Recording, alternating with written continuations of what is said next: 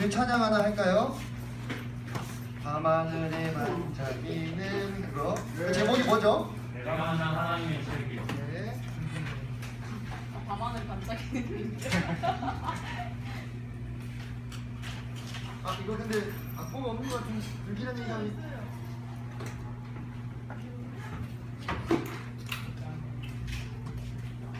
장학생 율동해주세요. 보이나요? 장학생 율동해주세요. 보여요. 네.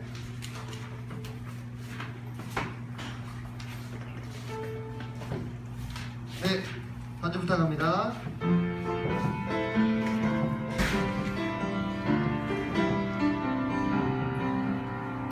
밤하늘에 반짝이는 수많은 별들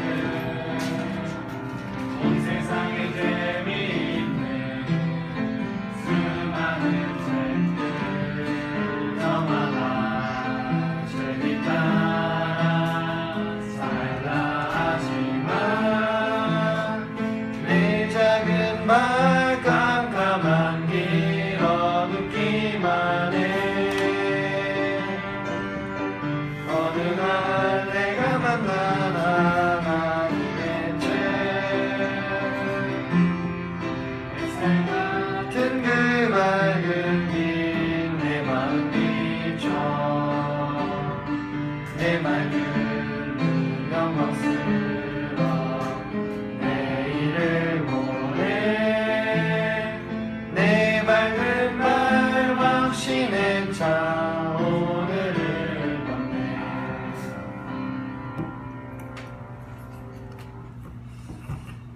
네, 3일째 성서 개관 강의 시작하도록 하겠습니다. 찬양 부른 시간에 포함 안 됩니다. 네. 3일째 지금 연속 계속 말씀 듣는데 좀 지치지 않나요? 아, 괜찮아요? 네, 우리 예림임 자매는 이틀째니까 좋을 거예요, 아직. 네, 먼저 여러분들 환영하고, 자, 한번 복습 한번 해보도록 하겠습니다. 성경 전체의 맥은 뭐라고 했죠? 하나님의 주권이 미치는 하나님의 나라를 통한 하나님의 영광이다. 성경은 누구의 이야기다? 왕의 이야기다. 네, 왕의 이야기다. 그래서 지금 누가 통치하느냐, 지금 주권자가 누구냐, 네, 여기에 초점을 맞출 필요가 있다, 그런 얘기를 했습니다. 자, 그러면서 하나님의 왕권을 계승한 사람이 누구다? 네, 바로 예수 그리스도다. 그분이 우리 적통이시고 또 제1계승권자이다, 이런 표현을 제가 좀 썼습니다. 그러면서 성경을 연대순으로 16글자로 정리를 했었죠. 그죠? 어떻게 했는지 한번 볼까요? 시작! 창조, 모여, 사왕, 보기, 바바일로, 초사, 교제. 네, 지금 왜 기어라 하는가 하고 정영이가 상당히 지금 어울리 빠진 지금 표정인데, 오늘 들으면 또 한번 정리를 다시 할 거예요. 그래서 이따가 정리를 잘 하면서 따라오기 바랍니다. 머리가 스마트하니까 잘 따라올 거라고 생각이 됩니다. 자, 어제 우리가 하박국까지 했습니다. 그죠? 하박국까지 소선지자 중에서 9명에 해당하는 분들을 했었고, 이제 오늘 나머지 3분을 또 하게 됩니다. 자, 오늘은 먼저 역대기를 좀 보도록 하겠습니다. 자, 이 역대기는 이미 우리가 공부했었던 열왕들의 역사를 담고 있습니다. 그래서 열왕기상과 열왕기하 그리고 사무엘하에 해당되는 내용이 바로 역대기입니다. 역대상과 사무엘하가 서로 짝꿍이에요. 그리고 열왕기상, 열왕기하와 역대하가 짝꿍입니다. 이렇게 생각을 하시면 됩니다. 자, 우리가 열왕기를 할 때는 주로 이스라엘의 왕들을 좀 알아봤습니다. 아합도 좀 알아보고, 여로보암 2세도 좀 알아보고 그랬죠? 그리고 마지막 왕이었던 호세아도 선지자 호세와 비교해서 좀 알아봤습니다. 오늘 역대기에서는 남유다의 왕들을 좀 알아볼 건데, 남유다의 왕들이 그렇다고 다 알아볼 수는 또 없어요. 남유다의 왕들을. 그 중에서 특별히 우리에게 교훈을 주는 왕들을 중심으로 순서대로 이제 알아보게 될 거예요. 자, 이 역대기는 누가 썼냐면 에스라가 쓴 것으로 이렇게 생각이 되는데, 에스라가 썼다고 하면 이 역대기는 유다가 망하기 전에 쓰였을까요? 후에 쓰였을까요? 에스라는 포로 시대의 인물이죠. 그죠? 그렇기 때문에 유다가 망한 다음에 이 역대기가 쓰여졌습니다. 그래서 이 역대기가 쓰여진 큰 목적 중에 하나는 뭐냐면 이 자기 나라가 다 망해가지고 외국에 포로로 잡혀있다가 다시 돌아온 백성들이에요. 내가 어디로부터 왔으며 내 뿌리는 무엇이며 나는 왜 이곳에 있는지 나의 정체성에 대해서 잘 모르는 거예요. 새롭게 이제 태어난 이스라엘 그 백성들이, 그들에게 에스라가 너희는 하나님의 백성으로 택함을 받아서 하나님의 영광을 위해서 쓰임받기 위해서 선택된 민족이다, 이것을 증거하기 위해서 역대기를 기술한 겁니다. 다시 말해서 이스라엘 백성들에게 내가 어디로부터 왔는가, 나는 여기서 지금 무엇을 해야 하는가, 이 나의 자아 정체성과 관련된 질문에 대한 답변을 이 역대기로 지금 하고 있는 겁니다. 그래서 이 역대기에서는 악한 왕들의 이야기를 거의 다루지 않습니다. 북이스라엘 왕들을 거의 다루지 않아요. 남유다 왕과 관련이 있을 때만 조금씩 나옵니다. 왜 그럴까요? 이 에스라가 생각하기에 이 하나님의 나라의 진정한 왕권을 이은 왕조는 어디다?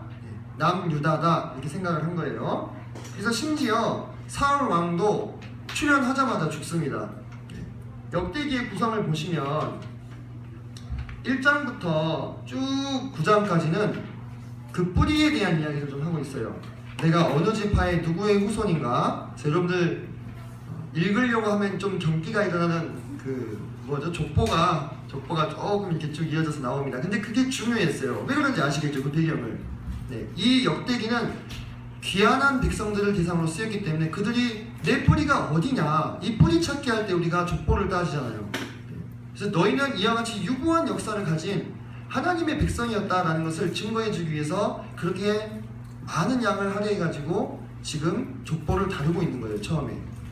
그리고 10장에 사울이 나오는데 사울은 그냥 패스합니다. 죽는 장면부터 시작이 되죠. 그리고 나서 이제 다윗의 일대기가 쭉 역대상에 펼쳐집니다.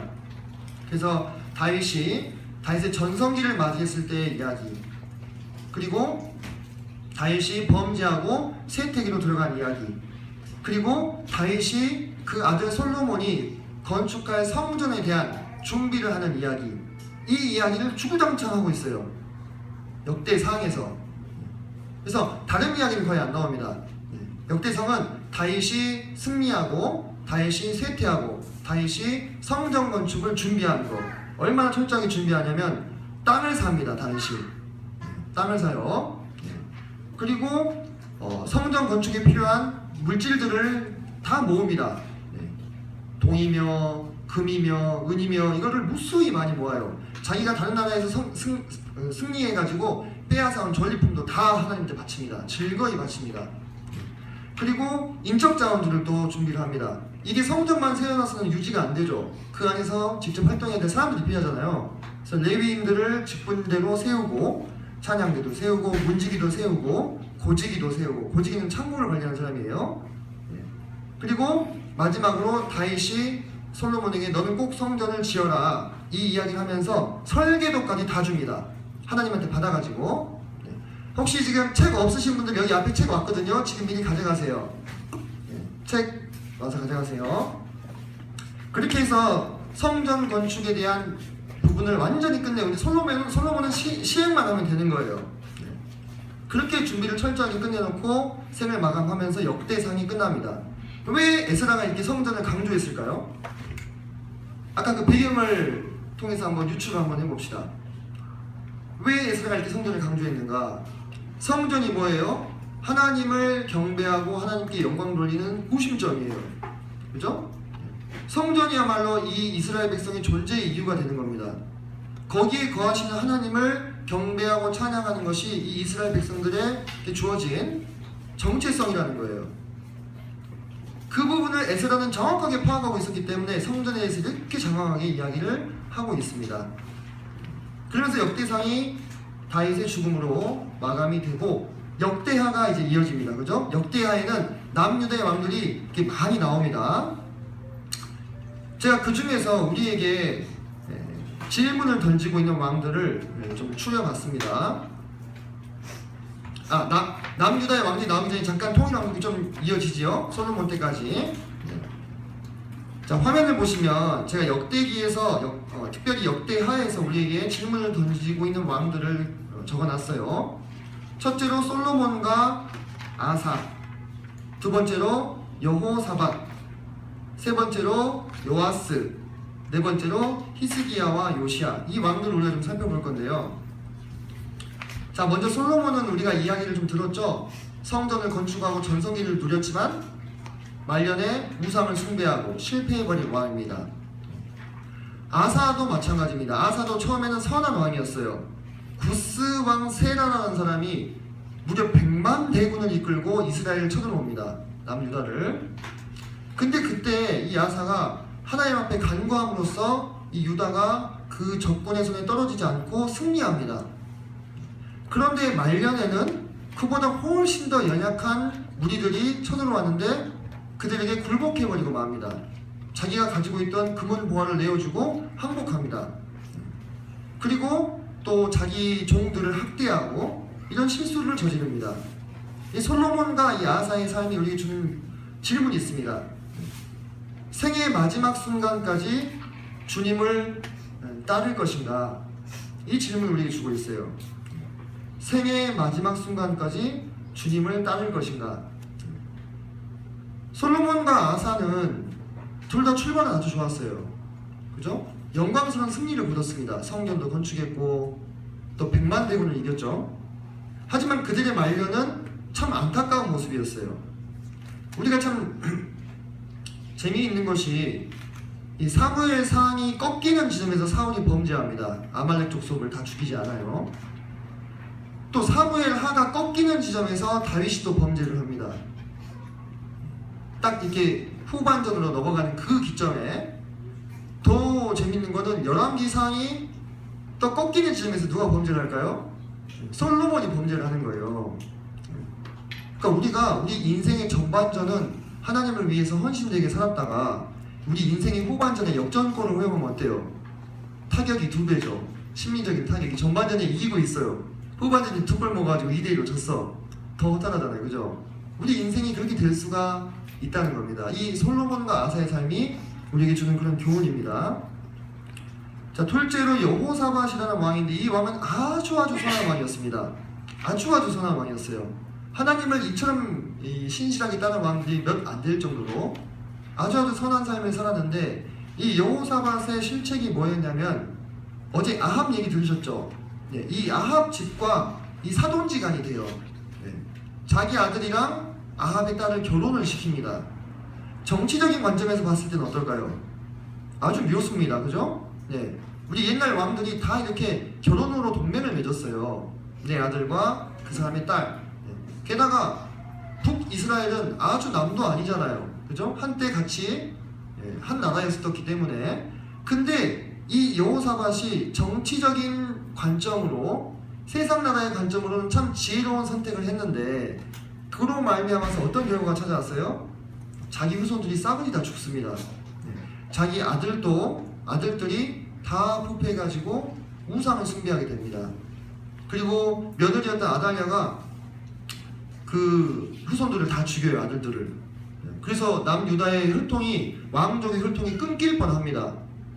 여호사밧은 비록 그 모습까지 보지 못했지만 그 여호사밧의 세상 나라의 관점에서는 잘 둔 한 수가 하나님 나라의 관점에서 어땠어요? 아주 악수였다는 거예요. 이 사람의 이 삶이 우리에게 주는 교훈은 뭡니까? 우리가 세상 나라의 세력과 친교할 것인가? 아니면 구별된 삶을 살 것인가? 이 질문을 우리에게 던지고 있습니다. 물론 우리가 세상 밖으로 나가서 살 수 없죠. 그죠? 그러면 우리가 뭐 우주에서 살아야 되나요? 그럴 순 없잖아요. 우리는 세상 안에 삽니다. 세상 안에 살지만 세상과 섞여 사는 것이 아닙니다. 예. 그 안에서 그리스도인으로서 뭔가 다른 모습을 보여야 되는 거예요. 그들과 어울리고 하나가 되기 위해서는 우리가 그리스도인으로서의 어떤 정체성을 많이 포기하면 할수록 더 가까워질 수 있습니다. 그렇죠? 그런데 그렇게까지 해야 될 이유가 있나요? 내 어떤 정체성, 내가 누구인지를 포기하면서까지 세상 나라와 친하게 지낼 이유가 있습니까? 그렇지 않다는 거죠. 그 교훈을 우리 여호사밧을 통해서 우리가 받을 수가 있습니다. 자, 다음 이 요아스라는 왕이 있습니다. 어제도 제가 잠깐 좀 장황하게 설명을 드렸었는데, 요아스는 아주 어렸을 때 죽을 뻔했는데 누가 살려줬어요? 그때 당시 대제사장이었던 여호야다라는 사람이 살려줬어요. 아기 때 숨겨가지고. 아까 제가 말했죠. 여호사밧의 며느리가 유다의 왕족의 씨를 싹 다 멸했다고요. 그죠? 그때 살아남았어요. 간신히 한 명. 근데 이 요아스가 자기의 대부죠, 대부. 여호야다 제사장이 살아있을 동안에는 하나님을 섬깁니다. 근데 여호야다가 죽고 나서 어떻게 돼요? 우상을 숭배하는 사람으로 바뀌어버려요. 우상을 숭배하는 사람으로. 아마 요아스는 여호야다의 말이라면 꼼짝을 못했을 거예요. 그죠? 자기 아빠나 다름없잖아요. 아빠보다 더하죠. 그죠? 근데 요아스는 여호야다의 하나님을 만났는데 나의 하나님을 만나지 못한 거예요. 만약에 요아스가 나의 하나님을 만났다면 여호야다가 죽은 뒤에도 어떻게 됐겠습니까? 그 나의 하나님을 따라서 하나님을 섬겼겠죠. 그죠? 그런데 나의 하나님을 만나지 못했기 때문에 유다의 방백들이 찾아와가지고 우리 우상 좀 섬깁시다 했을 때 어때요? 홀라당 넘어가 버리는 거예요. 이 요아스의 삶에 우리가 던지고 있는 질문이 뭡니까? 우리 신앙의 선배들, 우리 신앙의 스승들이 있습니다. 좋은 스승을 만나는 것은 아주 중요합니다. 그죠? 그런데 우리가 좋은 스승의 그늘 아래에만 있다면 그 스승님이 세상을 떠나가는 무슨 일이 생기면 어때요? 이제 내 신앙은 흔들리게 되는 거예요. 내 신앙의 이 말뚝을 어디에다 박아야 되느냐? 내 스승님의 존재에 박아서는 안 됩니다. 어디에 그 닻이 내려 있어야 돼요? 하나님께. 내가 만난 하나님은 누구냐 이거예요. 엘리사가 그렇게 말하죠. 엘리야의 수제자였죠. 엘리야의 하나님은 어디 계시나이까 하면서 자기가 받은 엘리야의 이 겉옷을 치잖아요. 강물을. 그때 어떻게 돼요? 강물이 갈라집니다. 그죠? 엘리사는 나의 하나님을 만나고 있었던 거예요. 그 장면에서. 그래서 이 요아스가 우리에게 던지는 질문은 영적인 스승으로부터 독립한 신앙을 하고 있는가? 이 질문을 우리에게 던지고 있습니다. 여러분들 여기에도 부모님이 그 형제님 자매님인 우리 분들이 많이 있는 것으로 알고 있습니다. 여러분이 부모님으로부터 먼저 하나님을 배우는 것이 마땅합니다. 그런데 그것이 여러분의 전부라면 여러분 부모님이 혹 이 세상을 떠나셨을 때 여러분 흔들릴 수 있어요. 그걸 명심해야 됩니다. 여러분의 신앙은 여러분의 신앙입니까? 부모님의 신앙입니까? 여러분의 하나님을 만나야 돼요. 특히 이 청년 때, 젊을 때. 이 청년부 선생님의 하나님이 아니고 교회 장로 형제님이 하나님이 아니고 나의 하나님은 어디 계십니까? 부딪혀서 만나야 됩니다. 그래야 그 신앙을 붙잡고 또 가는 거예요. 내 남은 삶을 혹 내 영적인 스승인 여호야다가 돌아가실지라도 흔들리지 않고 갈 수 있는 겁니다. 자, 다음으로 히스기야와 요시야를 보겠습니다. 히스기야와 요시야 모두 선한 왕이었습니다. 저기 맨 위에 솔로몬부터 쭉 지금 연대순으로 내려가는 거예요. 히스기야, 요시야 둘 다 선한 왕이었어요. 아주 선한 왕이었습니다. 근데 이들의 삶을 보면요, 히스기야에게 하나님이 이제 네가 죽을 때가 됐으니까 니네 집을 정리해라 이렇게 얘기합니다. 근데 그때 히스기야가 어떻게 하냐면, 주님, 제가 그동안 주님을 정말 어떻게 섬겼는지를 좀 기억해 주십시오 이렇게 눈물로 간구할 때 하나님이 히스기야에게 15년의 삶을 더 추가로 주십니다. 15년의 삶을. 그런데 어떻게 보면 인간의 관점에서 어때요? 이거는 복이죠, 복. 내 생명이 15년이 늘어났다니까요. 지금 여기 15년도 못 산 사람도 있는데 15년이 더 늘어난 거예요. 우리 아들이 산 삶의 3배를 더 받은 거예요, 시간을. 근데 이 기간 동안 히스기야는 이 므낫세라고 하는 유다 역사상 가장 악한 왕, 이 므낫세 때문에 유다가 망했다라고 기록될 정도로 가장 악한 왕을 그 사이에 낳아요. 연장해서 받은 시간 가운데. 자, 반대로 요시야는 지극히 선한 왕이었는데 이 무깃도라고 하는 곳, 어제 무깃도 그려본 거 혹시 기억나십니까? 네, 무깃도라고 하는 곳에 가서 이집트 왕을 막다가 화살에 맞아서 죽습니다. 화살에 맞아 죽어요. 모든 이 남유다의 사람들이 다 슬퍼했습니다. 왜? 선하고 의로운 왕이었기 때문에. 어떻게 보면 이해할 수 없죠. 그죠? 젊은 나이에 죽었어요. 그렇게 이 유다를 정결케 하고 영적인 개혁을 이끌고 그들이 이끌어온 이 선한 왕이 왜 도대체 이렇게 젊은 나이에 그것도 이방인의 손에 화살을 맞아서 죽어야만 하는가? 많은 사람들이 의문을 가졌을 것입니다. 그런데 성경은 뭐라고 기록하고 있냐면 그것이 요시야에게 복이었다고 얘기합니다. 왜냐? 이후로 이제 때가 찬 거예요. 기한이 가까웠어요. 남유다가 멸망하는 때가 가까운 거예요. 하나님이 정하신 그 모습을 보지 않게 하시려고 데려가셨다. 이렇게 나옵니다. 성경에. 기가 막히죠.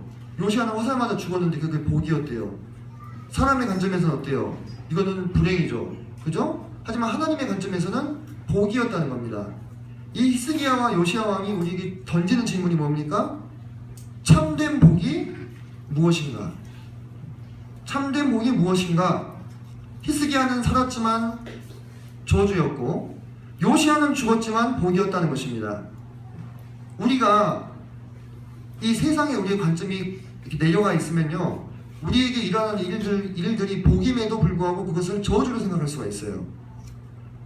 그런데 우리의 이 관점이 하늘에 하나님 나라에 맞춰져 있을 때는 다른 사람들이 봤을 때는 정말로 저 사람이 왜 이렇게 불행할까, 왜 이렇게 저주를 받았을까 싶은 상황이 오히려 복인 것을 깨닫게 되는 겁니다.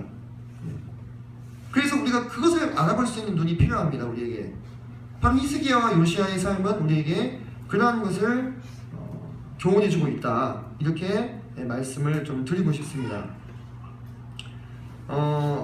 제가 어제 3년씩을 했는데 유다의 마지막 왕들 상당히 헷갈리잖아요. 99쪽을 한번 보실까요? 교재 99쪽을 보시면 제가 원래 그리기를 좀 해보고 싶었는데 시간 관계상 보면서 설명을 드리겠습니다. 보시면 아까 제가 말씀드렸던 그 요시야 왕이 16대 왕입니다. 남유다는 왕이 몇 명 있었죠? 20명. 1, 2, 3, 4, 5를 기억하라고 했어요. 그죠? 1, 2, 3, 4, 5. 1왕조 20명의 왕이 345년 동안. 이스라엘은 999. 9개 왕조 19명의 왕이 209년 동안. 네. 자, 남유다의 요시야 왕이 죽고 나서 이 요시야에게 세 아들이 있었는데 첫째, 둘째, 셋째 보이시죠? 근데 첫째가 왕이 안 되고 둘째를 왕으로 세웠어요. 이 이스라엘 백성들이 그럴만했다는 이유를 이제 알게 됩니다. 읽어보면 첫째가 좀 모자랐어요. 네. 둘째를 세워놨는데 이 요시야 왕을 죽였던 애굽 왕 느고라는 사람이 바벨론 왕과 싸우고 돌아오는 길에 유다를 들려가지고 이 둘째 왕을 잡아갑니다. 잡아가면서 좀 모자란 첫째를 왕으로 세워요. 왜? 모자라야 좀 조종하기 쉽잖아요. 그죠? 네. 좀 비참하죠. 그래서 둘째 왕 이름이 여호아하스고요. 첫째가 여호야김입니다. 이 여호야김은 다스린 지 3년째 바벨론 왕에게 잡혀가다가 풀려나가지고 나머지 연수를 더 다스리다가 죽는데 비참하게 죽습니다. 별로 이 사람 아끼는 사람 없이 악하게 살다 죽어요. 그리고 그 아들인 여호야긴이 이제 왕위에 오르는데 이 여호야긴이 왕위에 오른 지 3개월 만에 또 바벨론에 느부갓네살 왕이 와가지고 얘를 잡아가면서 누구를 마지막 왕으로 세우냐면 여호야긴의 숙부 이렇게 나옵니다. 작은아버지 맞지요? 이 시드기야를 왕으로 세웁니다. 네. 그래서 이 시드기야가 마지막 11년 동안 다스리는데 8년째 다스린 지 8년째 바벨론을 배신했다가 이 쳐들어온 바벨론에 의해서 남유다가 완전히 망합니다. 이 사람 얼마나 불쌍하냐면 이때 누가 활동했냐면 예레미야가 있었어요. 예레미야가 계속해서 바벨론에게 항복하십시오 이렇게 얘기했는데 안 들어요. 왜? 유다의 강경파들이 있어. 끝까지 항전해야 됩니다. 죽더라도 싸워야 됩니다. 그 사람들 눈치 보느라고 항복을 못한 거예요. 그래서 어떻게 됐어요? 하나님 말씀 안 들어가지고 자기가 보는 앞에서 자기 아들들 다 죽입니다. 느부갓네살이 보는 앞에서 다 죽여요. 그걸 다 보게 해놓고 눈을 뽑습니다. 그래가지고 사슬을 묶어서 바벨론으로 끌고 갑니다. 하나님 말씀에 불순종했기 때문에 그런 결과를 맺게 된 거예요. 근데 정말 소름이 돋는 것은 그것이 다 예언이 돼 있어요. 시드기야에 대해서 네가 바벨론 왕은 보겠지만 바벨론은 보지 못할 것이다 이렇게 예언했거든요. 바벨론 왕은 봤죠. 그리고 눈이 뽑혀서 바벨론 잡혀갔기 때문에 바벨론은 못 봅니다. 그죠? 네, 예언이 이렇게 무시무시하게 성취가 되고 이로 말미암아서 이제 유다는 멸망함으로써 역대하의 이 기록이 마감이 되게 됩니다. 자, 더 자세한 내용은 거기 제가 써놨으니까 한번 읽어보시고요. 자, 그 이후에 저희가 이제 이 예레미야를 좀 보겠습니다. 이 예레미야는 요시야 시대부터 활동했던 선지자죠, 그죠? 네, 예레미야는 참 이 별명이 눈물의 선지자예요. 눈물의 선지자. 네. 이 예레미야라는 이름의 뜻은 여호와께서 세우시다라는 뜻인데 이 예레미야는 정말 그 이름 그대로 태어나기도 전부터 이 모태에서부터 택했다 이렇게 나옵니다. 예레미야서에 보면. 그러니까 사무엘과 비슷해요. 사무엘도 한나의 기도로 태어나기도 전부터 바쳐진 인물이었잖아요. 이 예레미야도 아예 하나님을 위해서 하나님의 영광을 위해서 살게끔 선택된 사람이었어요. 근데 삶이 참 기구하게 기구했습니다. 결혼도 못했어요. 하나님이 하지 말라고 했어요. 지금은 결혼 안 한 게 별로 이게 흠이 아니죠. 옛날에는 결혼 안 하면 뭔가 모자란 사람 취급받았잖아요. 불과 우리나라도 6, 70년대까지만 해도 결혼 못하면 모자란 사람 취급받았어요. 그러던 시절이 있었습니다. 근데 하나님이 하지 말라 해가지고 결혼도 못했습니다. 심지어 자기가 태어난 날 한탄합니다. 차라리 내가 태어나지 않았으면. 그러니까 이 예레미야가 선지자로서 감당해야 했을 이 삶의 무게, 이게 얼마나 무거웠을지 한번 생각을 한번 해봤으면 좋겠습니다. 자, 그 예레미야는요 세상 나라의 관점에서 봤을 때는 매국노예요. 뭐라고 얘기하냐면 바벨론에게 항복해야 됩니다 이렇게 얘기를 계속합니다. 우리식으로 한번 대입해 볼까요? 우리가 일제강점기를 겪었잖아요. 우리나라가 일본에게 항복해야 됩니다고 얘기했으면 어떻게 됐을까요? 아주 그냥 두들겨 맞았겠죠. 엄청나게. 우리 벌써 뭔가 의분이 먼저 끌어오르잖아요. 그렇죠? 뭐? 우리가 일본한테 항복해야 된다고? 딱 그 느낌. 지금 딱 그 느낌인 거예요. 예레미야가 이렇게 얘기하는 거는. 근데 세상 나라의 관점에서는 매국노인데 하나님 나라의 관점에서는 지극히 충성된 종이었습니다. 그래서 하나님이 내 생각은 너희 생각과 다르며 내 길은 너희 길과 달라서 하늘이 땅에서 높음 같이 내 생각은 너희 생각과 다르고 내 길은 너희 길과 다르다 말씀하실 때 그 말이 헛된 그냥 하시는 말씀이 아니라 정말 우리가 그냥 이 세상의 상식 이 세상의 사람들이 판단하는 그대로만 생각한다면 이해할 수 없는 장면들이 성경에는 참 많이 나오죠. 우리 여리고성 무너질 때 기억나십니까? 그 라합 나오죠. 기생 라합. 그죠? 그 기생 라합이 정탐꾼을 숨겨주잖아요. 자기가 나고 자란 여리고를 무너뜨리려고 지금 정탐 온 사람들을 숨겨줬어요. 매국노죠. 매국노. 친일파. 처단해야죠. 그죠? 근데 그는 세상 나라 사람들이 봤을 때는 그런 평가를 받았을지 모르지만 하나님 나라의 관점에서는 하나님의 영광에 눈이 띄인 사람이었어요. 하나님을 신뢰하는 사람. 그래서 살아남잖아요. 그 기생 라합과 그의 가족들이. 심지어는 그 기생 라합이 메시아의 족보에 이름을 올립니다. 메시아의 족보에 이름 올리는 4명의 여인들이 있는데 그 중에 한 명이에요. 그 믿음에 상응하는 보답을 받은 거예요.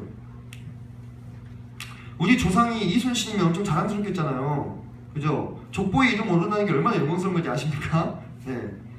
요즘엔 별로 족보를 따지지 않으니까 그럴지 모르겠지만요. 자, 그리고 이 예레미야서에 보면은 하나님을 괴롭게 하는 자들이 나오는데 그들이 주장하는 것은 뭐냐면 예레미야에게 너 입 닫아라. 어찌 이 하나님의 성읍이 멸망하겠다고 지금 예언하고 있느냐 이렇게 따집니다. 딱 그냥 듣기는 어떻습니까? 참 좋은 말이죠. 그죠? 예루살렘은 하나님의 성전이 있고 하나님의 영광이 머무시는 곳이에요. 이곳이 이방 나라에게 점령을 당한다? 상상할 수 없는 거예요. 남유다 사람들은. 하나님들 별로 열심히 섬기지도 않아놓고 위기 상황이 되니까 갑자기 애국심이 발동했는가 이런다니까요. 진작 좀 잘 섬기지. 그래가지고 예레미야를 무단 핍박합니다. 막 구덩이에 빠지기도 하고 막 때리기도 하고 네, 그렇게 합니다. 네, 예레미야가 많이 맞습니다. 그런데 결국은 하나님을 정말로 괴롭게 하는 사람은 예레미야가 아니고 누구였어요? 그 사람들. 네. 이 비틀린 왜곡된 이 애국심에 사로잡혀가지고 하나님이 지금 원하시는 뜻이 무엇인지를 거절하고 자기 생각대로, 자기 뜻대로, 자기 주권대로 생각하는 거예요. 제가 성경은 왕의 이야기를 했죠. 누가 왕이냐는 질문이 무척 중요하다 했지 않습니까? 지금 그들에겐 누가 왕이에요? 내가 왕이에요, 내가. 그죠? 하나님이 왕이 아니고 내가 왕이니까 내가 생각하고 싶은 대로 판단하는 거예요. 근데 그 모습이 하나님을 어떻게 하시는 거예요? 지극히 괴롭게 하시는 거예요. 왜? 하나님이 왕인데 하나님의 왕됨을 알아보지 못하니까. 그래서 결국 남유다는 멸망하고 말고 이 예레미야가 이 남유다가 멸망한 다음에 너무너무 많이 웁니다. 내 눈에서 눈물이 마를 날이 없다. 이때 예레미야는 할아버지였어요. 근데 그가 어떻게 표현하냐면 이 예루살렘의 청년과 처녀들을 내 자식들이라고 표현합니다. 결혼도 못해서 자식도 없는데 내 자식들, 내 딸들 그들이 기진맥진해가지고 쓰러지고 예루살렘이 3년 동안 포위를 당하는데 그 기간 동안에 이 엄마들이 자기 자식을 삶아먹는 거예요. 번갈아 가면서 오늘은 니네 집 자식 삶아먹자. 그래가지고 삶아먹었어요. 근데 그 다음날 옆집에서 이웃이 자기 자식을 숨겨버린 거예요. 이제 끼니를 한번 떼었으니까. 그런 기가 막힌 일들이 일어나는 것이 예레미야 애가에 기록이 되어 있습니다. 그러면서 이때 이 예레미야가 지금 애가하고 있습니다. 예레미야가 정말 눈물로써 하나님 앞에서 회개하면서 정말 그럼에도 불구하고 우리 이 이스라엘을 버리지 마시고 다시 회복시켜 주시옵소서 이렇게 하나님 앞에 간구하고 있는 것들을 우리가 볼 수가 있습니다. 자, 그 예레미야의 유다의 참상이 그 에가서 한번 볼까요? 에가서 2장 20절 한번 보겠습니다.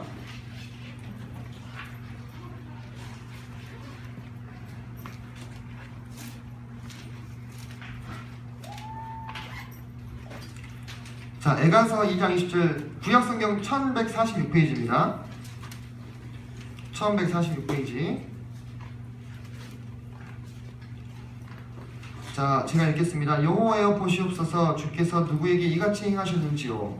여인들이 어찌 자기 열매 곧 그들이 낳은 아이들을 먹으오며 제사장들과 선지자들이 어찌 주의 성소에서 죽임을 당하오리까. 늙은이와 젊은이가 다 길바닥에 엎드려져 싸우며 내 처녀들과 내 청년들이 칼에 쓰러졌나이다. 하나님의 영광을 위해서 택함받은 하나님의 백성이 그 존재의 목적을 달성하지 못할 때 그때 하나님께서 내리신 형벌이 바로 이와 같이 무서웠다는 것입니다. 그런데 여러분 예레미야가 참으로 놀라운 고백을 지금 하고 있는데 3장 33절 보실까요? 1148페이지 같이 한번 읽어보겠습니다. 같이 시작. 주께서 인생으로 고생하게 하시며 근심하게 하심은 본심이 아니시로다. 이렇게 고백을 하고 있습니다. 그래서 참으로 하나님이 우리를 징계하실 때 그것이 하나님의 본심이냐, 하나님이 고통받고 있는 우리를 보면서 웃으면서 박수치고 계시느냐, 그것이 하나님의 본심이 아닌 거예요. 그 예레미야는 이미 앞서 예레미야서에서 밝히기를 너희를 향한 나의 생각은 내가 하나니 곧 재앙이 아니라 평안이요 너희 장래에 소망을 주려 하는 것이라. 이렇게 얘기를 하고 계십니다.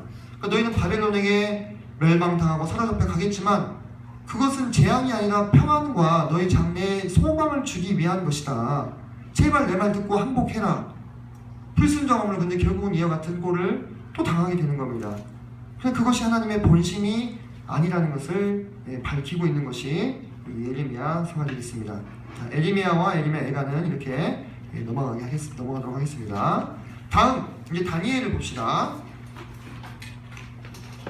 자, 이 다니엘서는요, 이 시간 순서대로 기록이 안 돼 있어요. 이 다니엘서는요, 제가 가장 사랑하는 성경입니다. 제 영어 이름이 다니엘입니다. 데니얼. 네.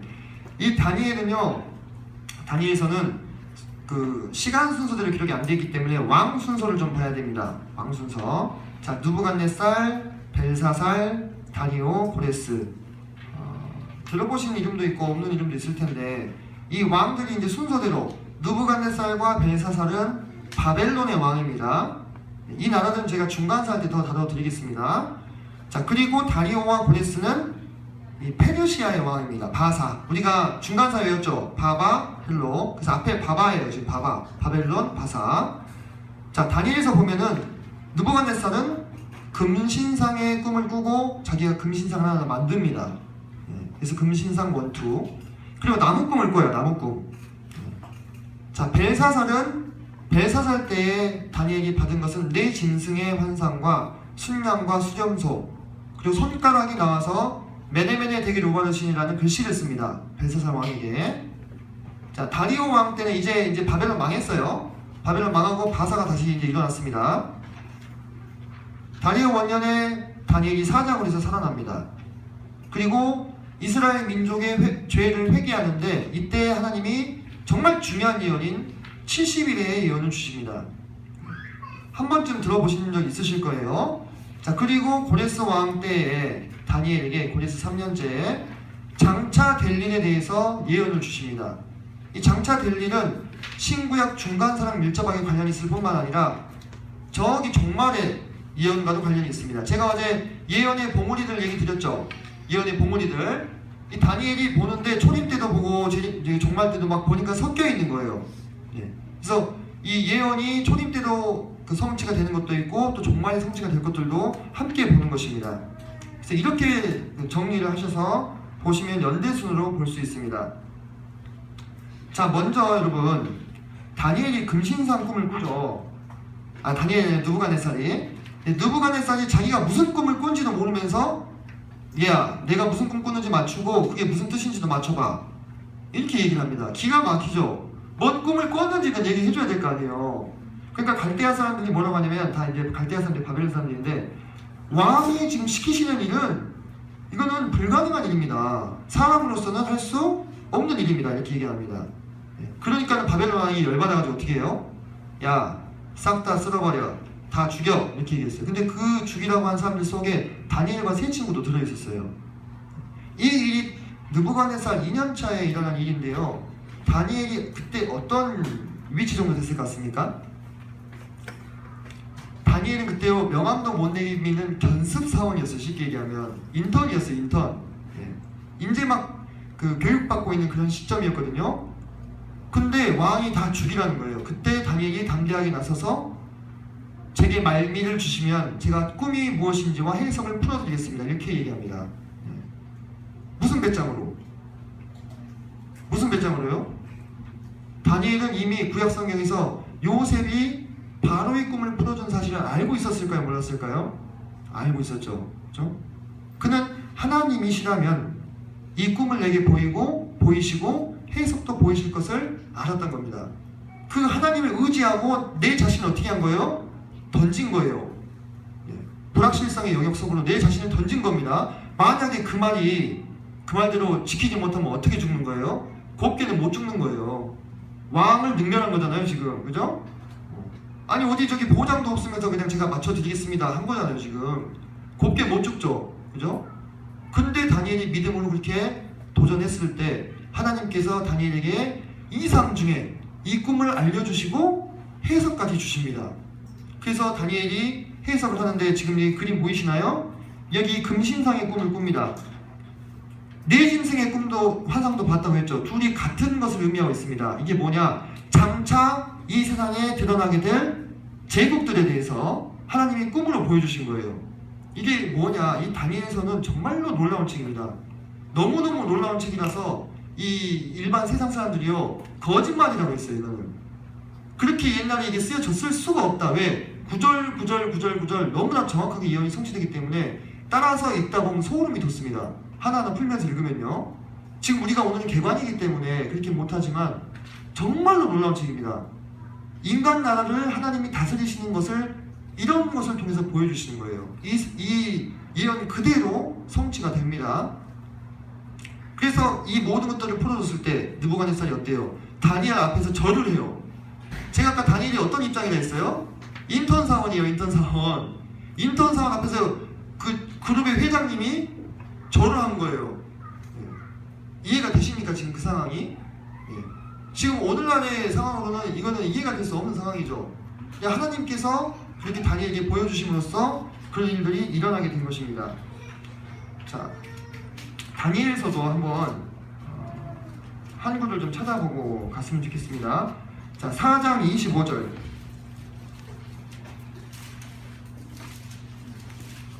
자, 4장 25절 말씀. 자, 중반, 구약성경 1240페이지입니다. 중반부에 보면은 그 25절 중반에 그때에부터 시작되죠. 거기서부터 읽겠습니다. 그때에부터 시작. 그때에 지극히 높으신 이가 사람의 나라를 다스리시며 자기의 뜻대로 그것을 누구에게든지 주시는 줄을 아시리이다. 이렇게 쓰고 있습니다. 지극히 높으신 이가 인간 나라를 다스리시며 그것을 누구에게든지 그분께서 원하는 자에게 주시기도 하시고 빼앗기도 하시고 나라를 세우기도 하시고 멸하기도 하시고. 그분이 누구라고요? 하나님이시라고요. 누가 왕이라고요? 하나님이시라고요. 왜? 이 세계를 하나님께서 만드셨기 때문에 하나님의 경영에 나가시는 거예요. 자, 그리고 여기까지 일단 하고 잠깐 쉬었다가 2교시 하도록 하겠습니다. 지금 6시 13분인데 6시 20분에 시작하겠습니다.